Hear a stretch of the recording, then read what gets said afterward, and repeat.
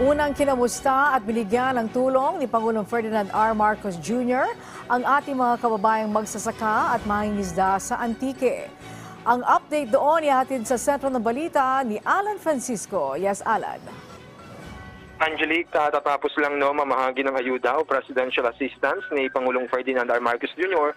dito sa probinsya ng Antique. Dito mismo yan sa San Jose de Buena Vista nangyari ang distribution kung saan pagkarating ni Pangulong Marcos ay una niyang ibinigay ang farm machineries at mga equipment sa mga beneficiaryo at LGU. Kasama na rin ang 10,000 pesos sa 50 select beneficiaries mula sa Antique, Iloilo, Guimaras, Capiz at Aklan. Nakatanggap din ng tulong ang mga provincial government, 50 million each sa Antique, Iloilo, Capiz at Aklan, habang sa Guimaras Provincial Government naman ay may natanggap itong higit 28 million pesos na gagamitin sa pagpapaunlad sa mga proyekto sa kanilang mga nasasakupan.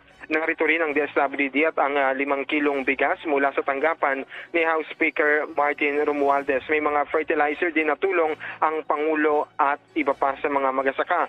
Sa kanyang mensahe, tiniyak ni Pangulong Marcos na manatiling bukas ang gobyerno upang makinig at tumugon sa mga hinaing ng mga Pilipino. Tiniyak din ng gobyerno na magkapatuloy yung pag-iikot ni Pangulong Marcos sa iba't ibang probinsya upang mamahagi ng tulong. Nagpasalamat naman, Angelique, ang mga residente, yung mga benepisyaryo sa Western Visayas sa tulong na ito. Gayon din yung mga lokal na pamahalaan. Angelique, mabanggit ko rin, inanunsyo rin ni Pangulong Marcos na bukas na yung tulay. Ito nga yung Paliwan Bridge na sinira noon ng Typhoon Paeng. Ito yung inayos ng gobyerno. Isusulong din ng pamahalaan ng Antique Airport Development Project at iba pang proyekto, hindi lang sa Antique kundi sa buong rehiyon.